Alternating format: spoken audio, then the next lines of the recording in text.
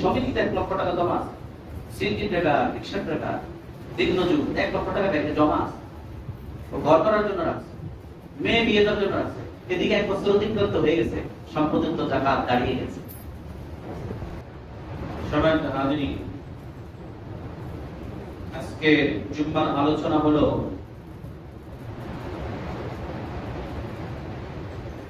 মাল সম্পদ জমা করা এবং জমা রাখার ক্ষতিকর দিক। আল্লাহ সুবহানাহু ওয়া তাআলা আপনাকে শক্তি আর সামর্থ্য দিয়েছেন, সেই শক্তি সামর্থ্য দিয়ে আপনি মাল সম্পদ সংগ্রহ করেন। আর আপনার মতো যিনি চক্ষু আছে, হাত আছে, পা আছে, আপনার মতো একটা মস্তিষ্ক আছে, আপনার মতো একটা রূহ আছে,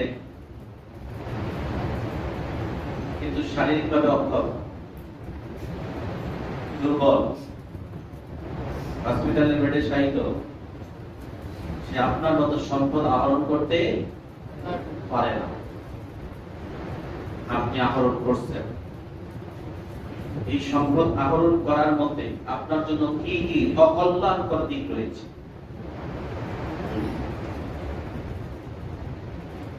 আমরা বলি সম্পদ দেওয়ার মালিককে, নেওয়ার মালিককে, কিন্তু সম্পদ আল্লাহ দিয়েছে এটার ক্ষতিকর দিকটাই বেশি। এটা ক্ষতিকর দিকটাই বেশি। 1 নম্বরে হলো সম্পদ আছে তো আপনার মাথার পেইন আছে।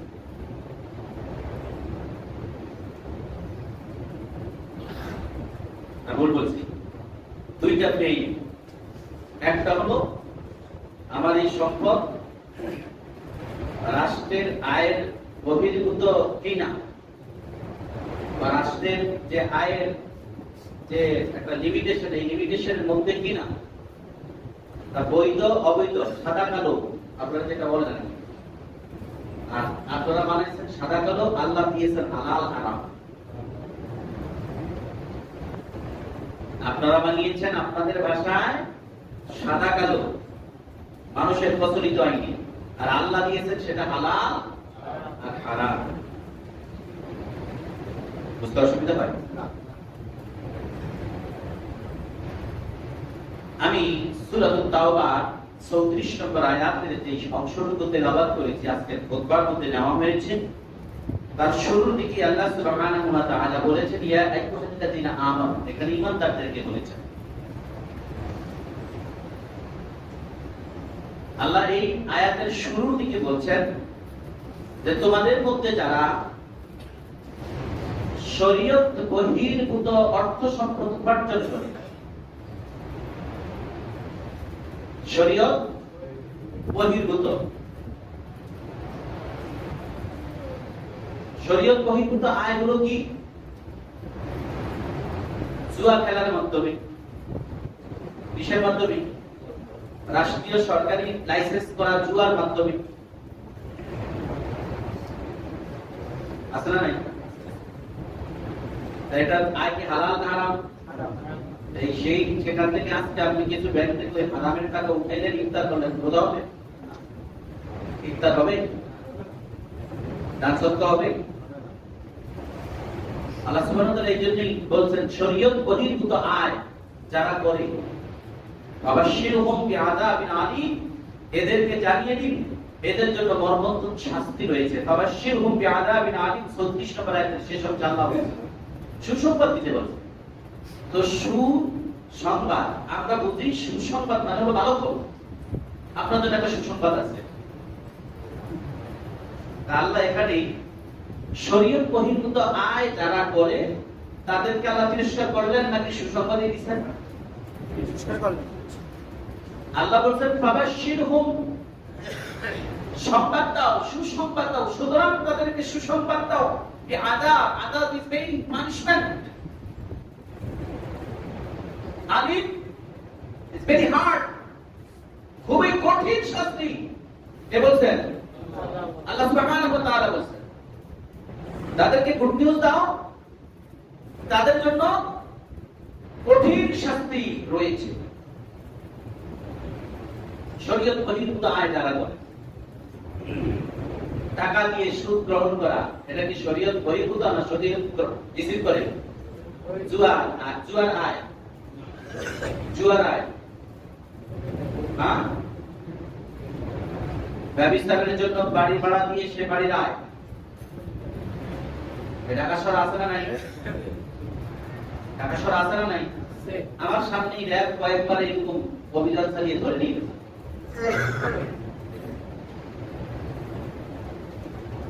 বাসা ভাড়া নিচ্ছে, বেশ অবৈধ ইনকাম করে, কোনোভাবে টেন পেয়েছে, এরা পয়সা রেট দিয়ে দিয়েছে। সুদের আয়, ঘুষের আয়, ঘুষ গ্রহণ হারাম। আমি এই মেম্বার থেকে এর আগেও বলেছি, আজকেও বলছি, রাসূল করিম সাল্লাল্লাহু আলাইহি ওয়াসাল্লাম মুআয ইবনে জাবাল রাদিয়াল্লাহু তাআলা আনহু, আল্লাহ সুবহানাহু ওয়া তাআলার প্রসিদ্ধ সাহাবী মুআয ইবনে জাবাল, মুআযকে প্রেরণ করলেন ইয়েমেনে। দায়িত্ব কি ছিল? যাকাত উত্তোলন করবে। এখন মুসলিম রাষ্ট্র ব্যবস্থা যারা আছেন তারা যাকাত উত্তোলন করার জন্য সরকার নিজে যায় নাকি রাষ্ট্রের নিয়োজিত যে সকল কর্মচারী বা এমপ্লয় আছে তাদেরকে পাঠান? কে যান? কর্মচারীকে পাঠান। মুআয ইবনে জাবাল রাদিয়াল্লাহু তাআলা কি ইয়েমেনে প্রেরণ করলেন। প্রেরণ করার পর আল্লাহ রাসূল সাল্লাল্লাহু আলাইহি ওয়াসাল্লাম নির্দেশ দিলেন, মুআয, সর্বপ্রথম তুমি সেখানে গিয়ে লোকদেরকে তাওহীদ, তাদের উপর যেটা ফরজ নির্ধারিত, তাদেরকে সেই নির্ধারিত ফরজের নির্দেশ প্রদান করবে। তারা যদি সেটা গ্রহণ করে তাহলে তাদেরকে দৈনিক 5 ওয়াক্ত সালাত, রাত এবং দিনে 5 ওয়াক্ত সালাতের নির্দেশ প্রদান করবে। তারা যদি সেটা গ্রহণ করে তাহলে তাদেরকে তাদের সম্পদের যাকাত প্রদান করার জন্য নির্দেশ প্রদান করবে। তারা যদি সেই ফরজটাও গ্রহণ করে তাহলে তাদের কাছ থেকে প্রত্যেক যাকাত দাতার কাছ থেকে তাদের কাছ থেকে যাকাত গ্রহণ করবে এবং সেখানকার দরিদ্রদের মাঝে বন্টন করে দিয়ে আসবে।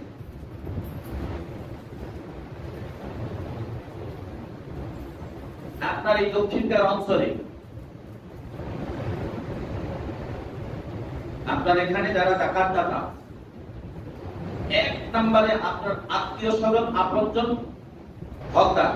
এই সম্পর্কে উম্মে সালমা রাদিয়াল্লাহু তাআলা কে ছিলেন? উম্মে সালমা মুহাম্মদ সাল্লাল্লাহু আলাইহি সাল্লামের স্ত্রী ছিলেন। কে ছিলেন? তিনি এর আগে বিবাহিত ছিলেন। সেই করে তেনার আরো সন্তান ছিল। মুহাম্মদ সাল্লাল্লাহু আলাইহি সাল্লামকে প্রশ্ন করলেন, ইয়া রাসূলুল্লাহ, আমি যদি তার পূর্বের স্বামীর নাম নিয়ে বললেন, আমি যদি তার পুত্রদেরকে দান করি, কেননা তার পুত্ররা আমারও পুত্র, তার পুত্ররা আমারও পুত্র। তাফসীরে মাযহারি এবং তাফসীরে ইবনে কাসীরে এই হাদিসটি এসেছে। আমি কি তাদেরকে দান করতে পারি? এতে কি আমার কোনো সওয়াব রয়েছে? মুহাম্মদ রাসূলুল্লাহ সাল্লাল্লাহু আলাইহি ওয়াসাল্লাম অনুমতি দিলেন, হ্যাঁ, তুমি অবশ্যই তাকে দান করতে পারো এবং তোমার জন্য দ্বিগুণ পুরস্কার রয়েছে। তোমার জন্য কি রয়েছে? দ্বিগুণ পুরস্কার রয়েছে। কে বলছেন কথা? বিশ্বখ্যাত আল আমিন। কে বলছেন? বিশ্বখ্যাত আল আমিন, যাকে জাহিলিয়ার মূর্খ লোকেরা উপাধি দিয়েছিল। সে আল আমিনের কথা মুহাম্মদ সাল্লাল্লাহু আলাইহি সাল্লাম বলছেন, হ্যাঁ, তুমি দ্বিগুণ পুরস্কার পাবে। আর মুআয ইবনে জাবালের হাদিস থেকে যেটা পেলাম সেটা হলো, তিনি যেখান থেকে যাকাত উত্তোলন করবেন সেখানকার বাসিন্দার যারা দরিদ্র আছে, ফকির মিসকিন রয়েছে, তাদের মধ্যে বন্টন করবে। বন্টন করার পর সব বন্টন করে দিয়ে আসবে। লিমিটেশন, কার কতটুকু প্রয়োজন, প্রয়োজন অনুপাতে বন্টন করার পর যদি অবশিষ্ট থাকে সেটা নিয়ে আসবে। কোথায় নিয়ে আসবে? মদিনায়। কোথায় নিয়ে আসবে? ঠিক মুআয ইবনে জাবালের মতো আরেকজন সাহাবীকে সম্ভবত কুফার দিকে প্রেরণ করলেন যাকাত উত্তোলনের জন্য।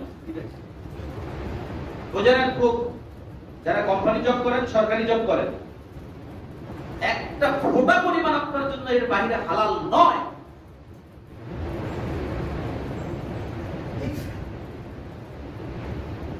আমি আমার ব্যাপারে একটা সত্য কথা বলবো, তাহলে বুঝে নিবেন যে কতটা নিখুঁত হলে এই কথাগুলো বলা এবং বুকের মধ্যে কতটা সাহস থাকলে বলা সম্ভব। আল্লাহ তাআলার ইচ্ছা, কার ইচ্ছা? আমি মাঝেমধ্যে আমি আমার জায়গা থেকে চিন্তা করি, এই হাদিসটি ওই হাদিসকে চিন্তা করে মাঝেমধ্যে চিন্তা করি যে ওই ব্যক্তিকে যখন প্রেরণ করা হলো, তিনি যাকাত উত্তোলন করলেন। উত্তোলন করার পর সেখানকার বাসিন্দারা যেমন এক হাতে তাকে যাকাতের সম্পদ দিয়ে আরেক হাতে তাকে বলল, এটা আপনার জন্য। এটা কার জন্য? আপনার জন্য। অর্থাৎ যাকাতের জন্য 1 মণ শস্য দিল, শস্য দেওয়ার পর 5 কেজি বা 10 কেজি, এটা আপনার জন্য, কি হাদিয়া। এটা কি হাদিয়া। আল্লাহ রাসূল ওই সাহাবী তাদের দরিদ্রদের মধ্যে বন্টন করার পরে কিছু সম্পদ নিয়ে আসলেন মদিনায়। নিয়ে আসার পরে এক্সট্রা কিছু সম্পদ পাইলেন। আল্লাহ রাসূল সাল্লাল্লাহু আলাইহি ওয়াসাল্লাম যে যাকাতের অংশগুলো নিয়ে এসে বলে, ইয়া রাসূলুল্লাহ, এই হলো আমি ওই অঞ্চল থেকে, উপ অঞ্চল থেকে যা যাকাত উত্তোলন করে যা পেয়েছি, এগুলো আমি জমা দিলাম। আল্লাহ রাসূল ওগুলো কি? ইয়া রাসূলুল্লাহ, ওখানকার লোকেরা এগুলো আমার জন্য দিয়েছে। কার জন্য দিয়েছে? আমার জন্য দিয়েছে। আল্লাহ আমাদেরকে হেফাজত করুন। রাসূল সাল্লাল্লাহু আলাইহি ওয়াসাল্লামের চেহারা মুবারক লাল হয়ে, আল্লাহ রাসূল রাগান্বিত হয়ে যাওয়া মানে কি? রাগান্বিত হয়েছে। আল্লাহ যদি কোনো বান্দার উপর রাগান্বিত হন, ওই বান্দার জমিনে কোনো শান্তি পাবে? পাবে? বিশ্বাস আছে? হ্যাঁ, এই বিশ্বাসের নাম কি? আলোকে কি বলি? ঈমান। ঈমান কি কোনো ধরার বস্তু, ছোঁয়ার বস্তু? এটা ধরা যায়, ছোঁয়া যায়, লীলা যায়, গায়ে মাখা যায়? ঈমান এটা কি কোনো ধরা ছোঁয়ার বিষয়? স্পর্শ করা যায়, কাজ করে অনুভব করা যায়? এই যে ঈমানটা এরকম, আমি এই ঈমানটা গ্রহণ করছি। এই তরমুজটা এরকম, এই তরমুজটা এরকম, এই কাঁঠালটা এরকম, এই নারকেলটা এরকম, এই ডাবটা এরকম, আমি এই ডাবটা গ্রহণ করলাম, আমি এই কাঁঠালটা গ্রহণ করলাম, আমি এই তরমুজটা গ্রহণ করলাম। ঈমান কি কোনো বস্তু? তাহলে সেটা কি বলতো? আজকে বলতে হবে ঈমান কি জিনিস। আজকে যদি না বুঝেন, তাহলে হায়াত জিন্দেগি তার বুঝবেন কিনা? আল্লাহু আ'লাম, আল্লাহ ভালো জানেন, আমি জানি। ঈমান এমন এক জিনিস, এমন এক বিষয়, সেটা সরাসরি ব্যক্তির কল্প এবং মস্তিষ্কের সাথে সম্পর্কিত। আর এটা অনুভব হয় এইভাবে, যখন ঈমানদার ঈমানের বলে রবের গোলামি করে। কার গোলামি করে? রবের গোলামি করে। মুহাম্মদ রাসূল সাল্লাল্লাহু আলাইহি ওয়াসাল্লামের একনিষ্ঠ উম্মাহ অনুসরণ করে। কার অনুসরণ করে? কার অনুসরণ? না ব্যক্তির অনুসরণ? ব্যক্তির অনুসরণ। আপনারা তো ব্যক্তির অনুসরণ করেন। ব্যক্তির অনুসরণকারীতে 1 নম্বরে শিরক, তার তো ঈমান। ব্যক্তির অনুসরণকারী সে কি করলো? শিরক করলো, আর তার ঈমান নাই। আর আল্লাহ সুবহানাহু ওয়া তাআলার কাছে সবচেয়ে নিকৃষ্ট এবং সবচেয়ে বেশি লজ্জিত এবং সবচেয়ে বেশি আল্লাহ সুবহানাহু ওয়া তাআলার কাছে ঘৃণিত, আল্লাহ সুবহানাহু ওয়া তাআলার কাছে অপছন্দনীয়, নিকৃষ্ট ওই ব্যক্তি যে শিরক করে।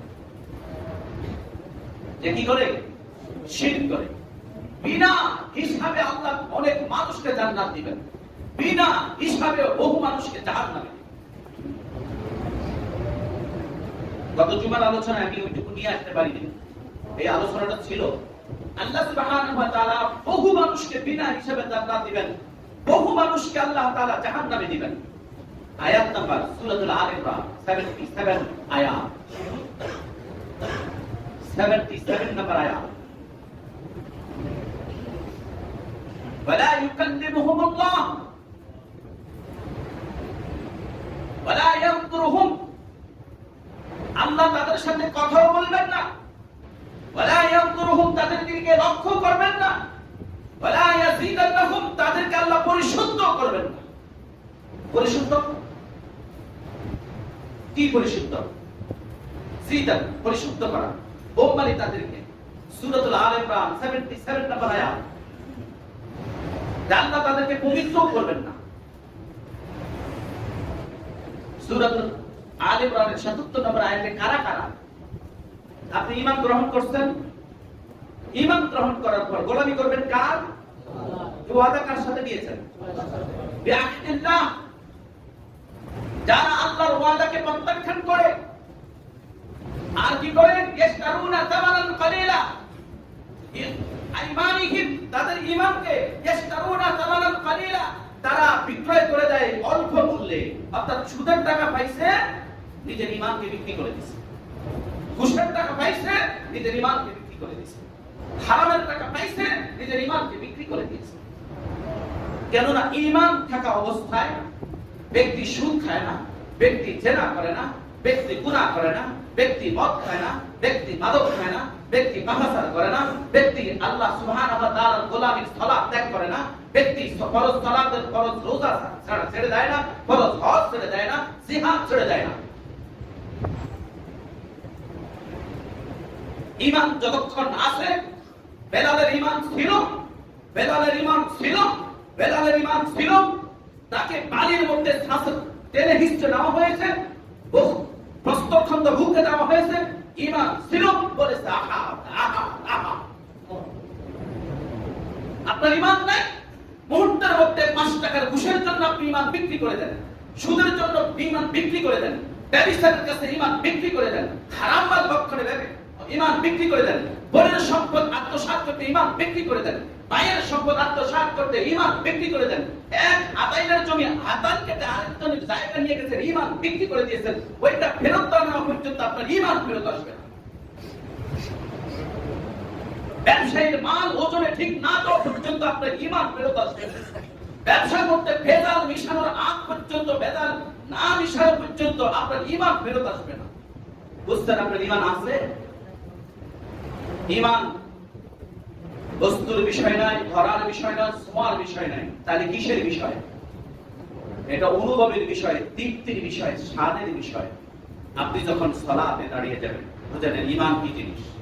সালাতে দাঁড়িয়ে যাবেন, রাকাত সালাত করছেন, তাসবিহ পড়ছেন, হৃদয়টা শীতল হয়ে যাচ্ছে। হৃদয়টা কি হয়ে যাচ্ছে?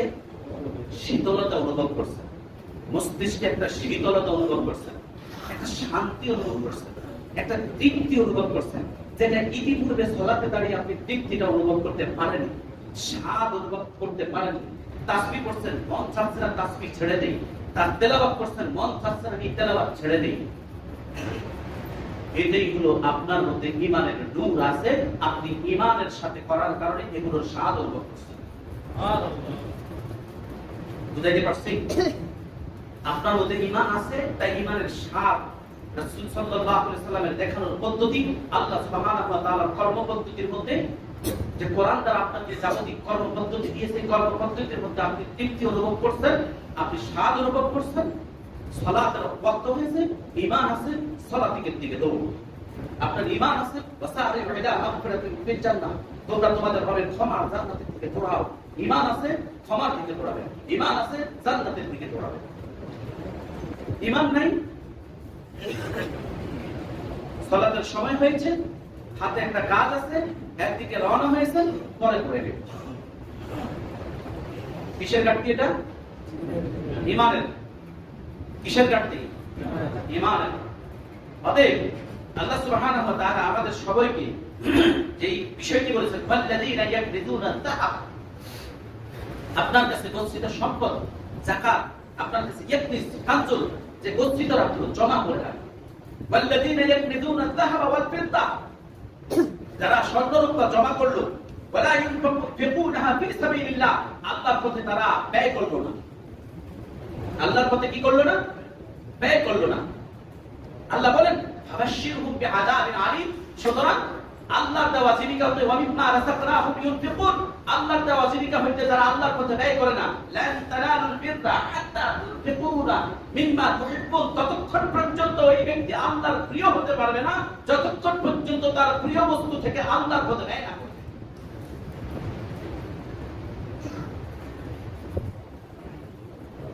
এই রেফারেন্স গুলো কোথায়? কোরআন। কোথায়? ওয়ামিম্মা রাযাকনাহুম ইউনফিকুন কোথায় আছে?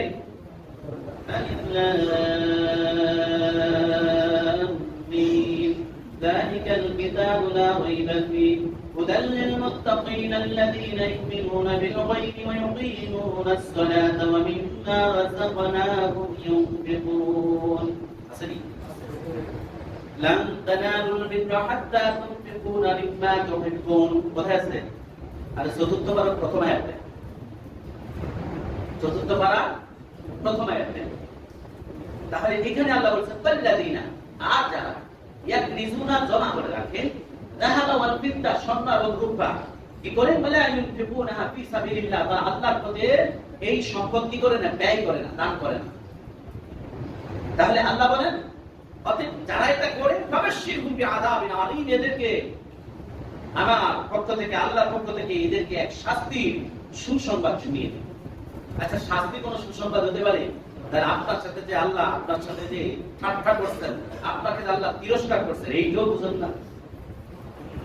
এক ব্যক্তি প্রশ্ন করলো, এই যে কিছুদিন আগে, হুজুর স্বর্ণ যা আছে তাতে কি 7.5 ভরি বাদ দিয়ে যাকাত দেব, নাকি 7.5 ভরি সহকারে যা আছে সম্পূর্ণ সব যাকাত দেব? ভাই, নেশাব পরিমাণ সম্পদ বলতে 7.5 তোলা বোঝানো হয়েছে। এর অর্থ হলো 7.5 তোলা স্বর্ণ আপনার কাছে 1 বছর অতিক্রান্ত হয়েছে, জমা ছিল, এই 7.5 ভরিরই সব টাকা দিতে হবে। এই 7.5 ভরি কি দিতে হবে? যাকাত দিতে হবে। 7.5 ভরি থেকে যদি 1 আনাও কম হয়, 1 আনাও কম হয়, বা 7.5 ভরি হয় না, 1 পয়েন্ট কম হয়েছে, তাহলে এটা যাকাত আসবে না। এটা যাকাত, যেখানে 7.5 ভরি হলেই যাকাত, তাহলে সেখানে 7.5 ভরি মধ্যে হলে কি 7.5 ভরি বাদ দিয়ে যাকাত না পুরোটা যাকাত? রূপ 52.5 তোলা, যদি এখন মানুষ রূপ জমা করে না, স্বর্ণ আছে, ব্যাংকের লকারে আছে, বাসায় আছে, আছে না নাই? এখন এটা কি বৈধ আইন না অবৈধ আইন? যিনি বৈধ আইন দিয়ে স্বর্ণ টাকা গোল্ড কিনেছেন তো কিনেছেন, যিনি অবৈধ আইন দিয়ে করেছেন, এই ব্যাপারে ইস্তেহাদ করতে হবে। এখন তাকে জিজ্ঞেস করতে হবে তার আইনটা কি বৈধ না অবৈধ। তিনি সত্য কথা না বললে তাকে কি সত্য মাসালা দেওয়া যাবে? আল্লাহ আমাদেরকে হেফাজত করুন। এরপর আল্লাহ সুবহানাহু ওয়া তাআলা বলেন, ইয়াউমা ইউহবা আলাইহা ফি নারি জাহান্নাম, সেদিন ইয়াউমাল কিয়ামা ফি নারি জাহান্নাম, জাহান্নামের আগুনকে উত্তপ্ত করা হবে। কি করা হবে? তাপ দেওয়া হবে। কেন?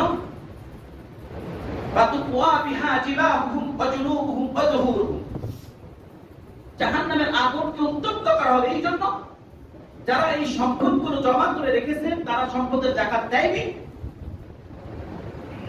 তাদের ললাট বলা হয়েছে, ললাট করতে চেহারার অংশটা।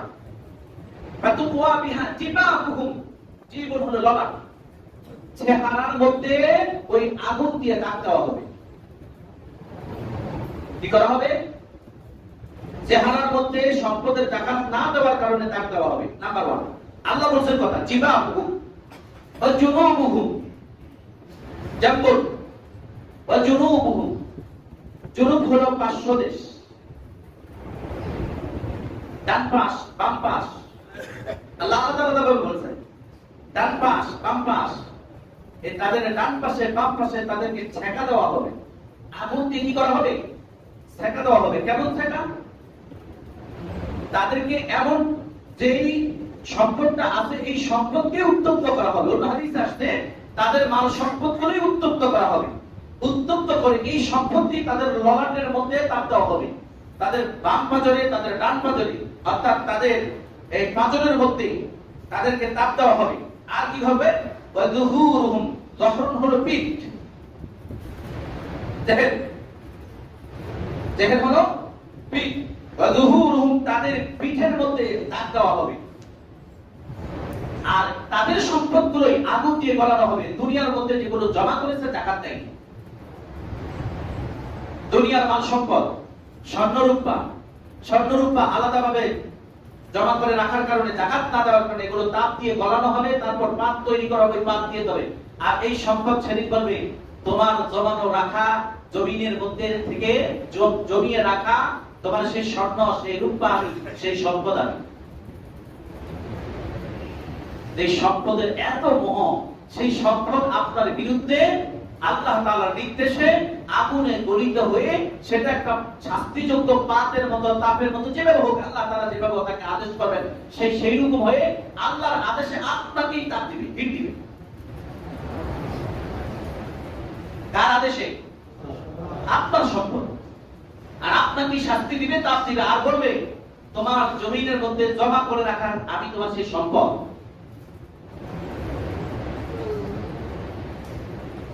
কি আশ্চর্যের বিষয় না?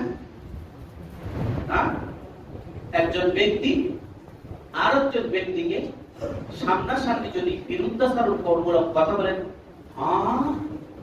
আপনি আমার বিরুদ্ধে কথা বলছেন, আমি দেখে দেব। এখন আপনার সম্পদ যে আপনার বিরুদ্ধাচরণ করবে, এটা কে জানিয়ে দিচ্ছেন? আর কে জানিয়ে দিচ্ছেন? রাসূল সাল্লাল্লাহু আলাইহি সাল্লাম। কে জানিয়ে দিচ্ছেন? আল্লাহ। আর জানিয়ে দিচ্ছেন মুহাম্মদ সাল্লাল্লাহু আলাইহি সাল্লাম। আগে আপনাকে সার্টিফিকেট ফলাফল ঘোষণা করে দিয়েছে আপনার সম্পদ আপনার জন্য এটা হবে। এখন সেই সম্পদের বিরুদ্ধাচরণ কেন করেন না? মায়া, এত মায়া।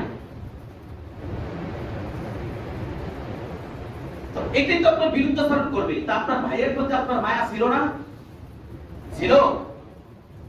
এই 8-10 বছর যখন হয়তো বাবা যখন কোনো খাবার কিনে দিত, সেই বাবার দেওয়া খাবারটা অর্ধেক খাইছেন আর অর্ধেক ভাইয়ের জন্য নিয়ে আসতেন বা বোনের জন্য নিয়ে আসতেন, কি আনন্দে। আর বড় হওয়ার পরে ওই সম্পদের জন্য ভাই আমার বিরুদ্ধে চরণ করলে তুমি আমি দেখে নিব, কি করতে পারো দেখো। এখন সম্পদকে বলেন তুমি আমার বিরুদ্ধে চরণ করবে, জিজ্ঞেস করবেন কি আপনার সম্পত্তি, আপনার বাড়িকে, আপনার গাড়িকে, আপনার রৌপ্য মুদ্রা যেগুলো আছে এগুলো সামনে নিয়ে বলবেন, জিজ্ঞেস করবেন কি কিয়ামতের মাঠে আমার বিরুদ্ধে চরণ করবা? দেখেন তো উত্তর দেয় কিনা। হ্যাঁ, যদি আপনি এর যাকাত দিয়ে দেন, আল্লাহর নির্ধারিত ফরজ বিধানের সম্পদের যাকাত আপনি হিস্সা আদায় করে দেন, তাহলে আপনি বেঁচে যাবেন। তাহলে আপনি কি হবেন? বেঁচে যাবেন।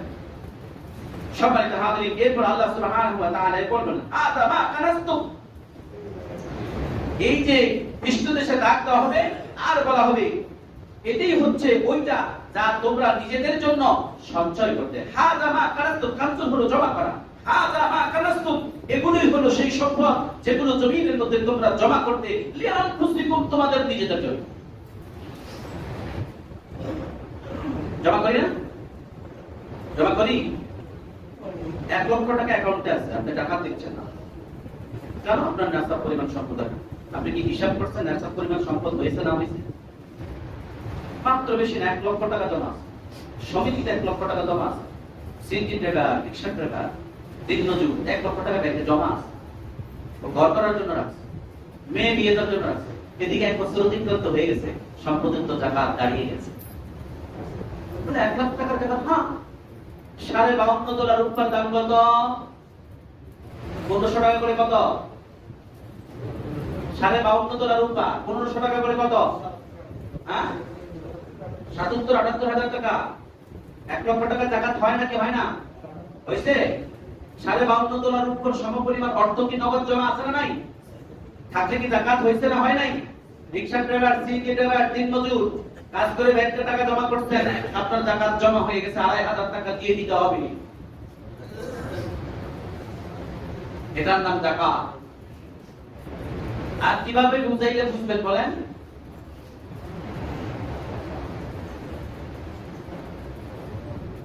ফাযুকু মা কুনতুম তাকনিজুন, অতএব নিজেদের জন্য যেগুলো আমরা সঞ্চয় করি, কিয়ামতের মাঠে ফাযুকু মা কুনতুম তাকনিজুন, তোমাদের জমাকৃত সম্পদের কিয়ামতের মাঠে এটার স্বাদ ভোগ করো। সেই স্বাদটা হাদিসের ভাষায় আসছে, সেগুলো গলানো হবে, তাপ দেওয়া হবে, ললাটের মধ্যে, পিঠের মধ্যে, পাঁজরের মধ্যে তাপ দিয়ে বলা হবে এগুলোই তোমার সম্পদ, যেগুলো তুমি জমিনের মধ্যে জমা করতে। আজকে আমি তোমার মাল, আমি তোমার সম্পদ। এছাড়াও হাদিসে আরো আসছে, রাসূল সাল্লাল্লাহু আলাইহি ওয়াসাল্লাম বলেছেন, স্বর্ণ আর রূপাকে জমা করে অজগর সাপ বানানো হবে। কি বানানো হবে? অজগর সাপ। সাপ হয়ে সে তার ছোয়াল দিয়ে আপনার ছোয়ালের মধ্যে সবল মারবে আর বলবে আমি তোমার জমিনে দেখে দাও, দেখে আসা সম্পদ। আর এইভাবে চলমান থাকবে, এইভাবে কি থাকবে? চলমান থাকবে। আল্লাহ সুবহানাহু ওয়া তাআলা আমাদের সম্পদের যাকাত আদায় করার তৌফিক দান করুন। এইজন্য আপনাদের উপর ফরজ সালাত ছাড়ার সুযোগ, ফরজ যাকাত ছাড়ার সুযোগ, ফরজ হজ ছাড়ার সুযোগ, ফরজ জিহাদ ছাড়ার সুযোগ, অস্বীকার করলে ঈমান হারাম।